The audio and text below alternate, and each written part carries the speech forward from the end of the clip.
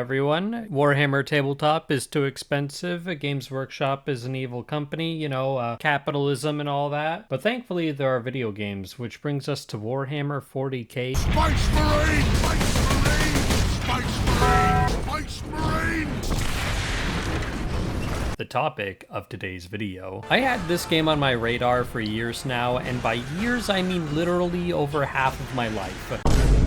Look at when the game came out, look at the year this video is published, and now do the math. I'm old. My knees pop when I walk, and I am so old that I get back pain. But we're not here to talk about the existential dread of aging, we're here to talk about Warhammer 40k Space Marine, and it's a game off, baby! Actually a really good game that holds up even in this day and age. The central characters in the game are the Ultramarines, which are the premier chapter of Space Marines. If you see Warhammer stuff, you see Ultramarines. For all intents and purposes, these guys are John Warhammer. We are tasked at saving a planet from an orc invasion that's looking to steal a warlord titan. The importance of keeping this thing in line is absolute, so throughout the game we will gash, slash, and smash the orcs for a grand total of 6 to 7-ish hours. Some of you may be wondering if there is a greater plan for the orcs to be wanting to hijack a super weapon other than to cause mayhem, and honestly there probably isn't, because orcs are literal fungus bioweapons. They're more like forces of nature, a hurricane of violence and mayhem rather than an organized group of people. Luckily for us, we get a variety of weapons to choose from to kill the orcs, ranging from our chainsword, which is just as metal as it sounds. We got a power axe if we're feeling like hitting more enemies in a single swing, but lose a little bit of speed. And also we got the power hammer, which has no speed, but does absurd damage. Pair this up with a jetpack and you can do some serious killing to some Xenos. Call me the Emperor because I am him!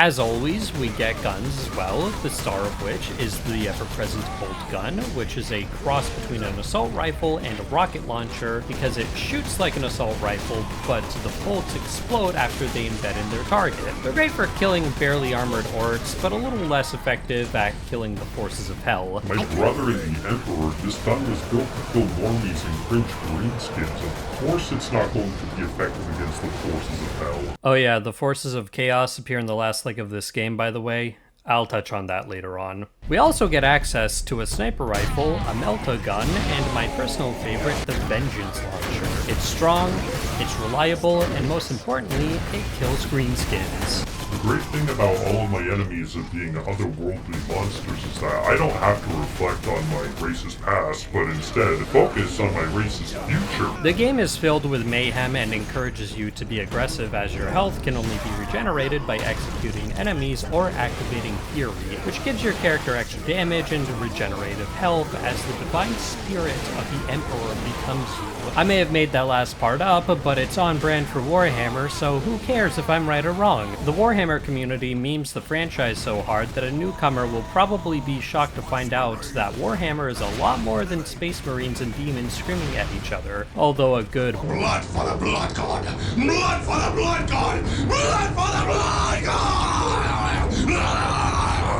is pretty cathartic to hear on a daily basis, I will admit.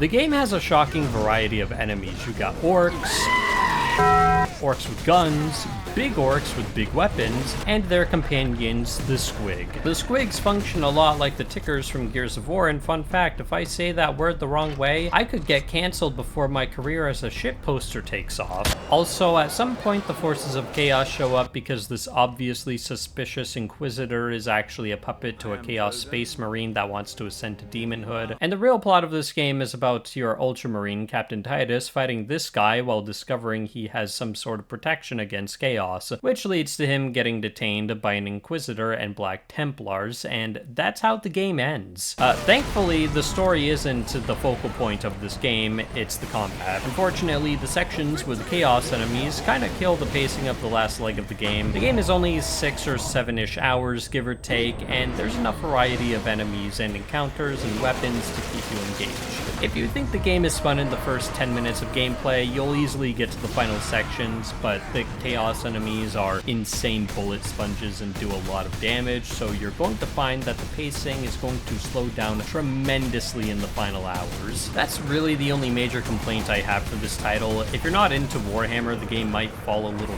flat because at its core, it's a hack and slash game from 2011 with all of the strengths and shortcomings from games of that era of gaming. If you're new to Warhammer or you want to get into Warhammer, Space Marine is a good gateway into the franchise. It's simple enough for you to digest and infer certain elements of the setting even if you have very little base knowledge of Warhammer, because the game really just gets the setting.